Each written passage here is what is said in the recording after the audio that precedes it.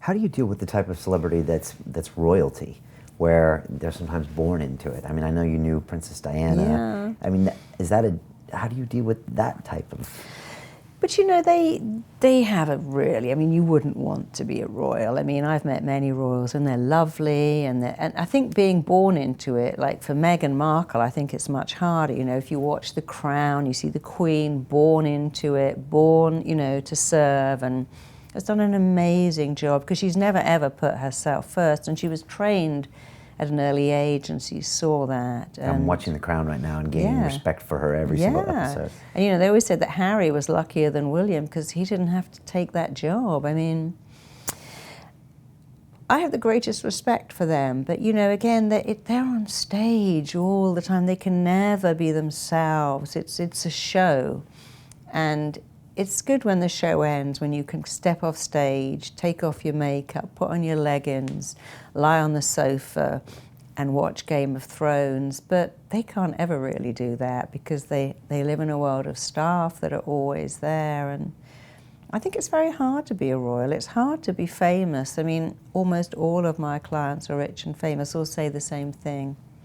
I want my kids to be rich but not famous. If I could have my life again, I'd have the money and not the fame. Very few of them go, I love the fame, isn't it amazing? They go, actually, I kind of got bored with it. I don't like it anymore. You know, so many people like Daryl Hannah, they just retire.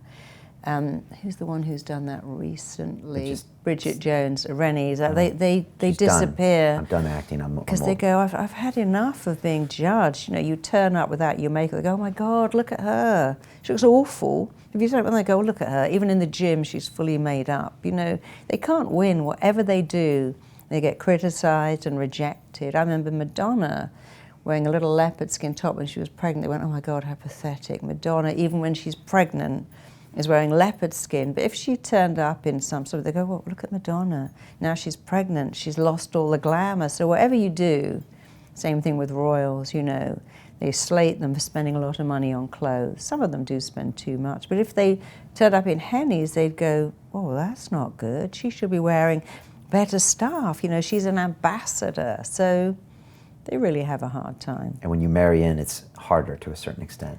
Well, very hard. I mean, some people do it better than others because they understand, you've got to understand the role. And if you understand the role and you understand that you work for the Queen, she's very hardworking and should be admired, but she's your role model. But if you believe you can go into thousands of years of monarchy and change it, then you can't change the monarchy. And they'll have more chance changing you than you'll have changing them. We loved, you know, when Fergie came along, she was a breath of fresh air, but she didn't last too long. Right. Because they all go, we love this. It's like schools going, you know, we love individual kids, really? But the day they turn up without their uniform, you send them home and go, don't come into school like that. You've got to wear the same uniform as everyone else. So we pretend we like it, but we don't really. Do you think Diana knew what she was getting into? No, I think she had not a clue.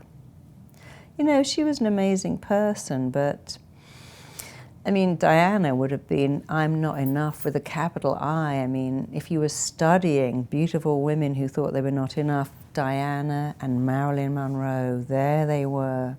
And I always remember reading an interview with Marilyn, and her own therapist said, Marilyn, you know, what is this? You know, being sewn into those dresses, no underwear, kind of swaying around in front of all these GIs. I don't know if you saw that footage when she was singing Happy Birthday to the President, and Joe Kennedy had his mouth open because she had no underwear on and a skin-tight dress and very curvy. And she said, almost word for word, I must belong to the whole world because I have never belonged to anything or anyone in my whole life, and I probably never will.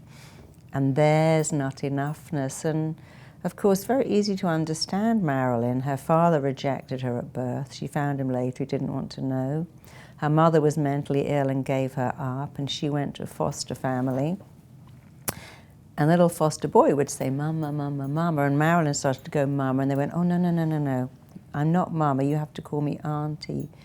And she was only 2, and every time they went out, she'd go, there's a Mama, there's a Mama, there's a Mama. And she was looking for what she didn't have. She knew she didn't have a mama, but everyone else did. And that would make you feel different. And when you're different, you can't connect. When you connect, you're safe.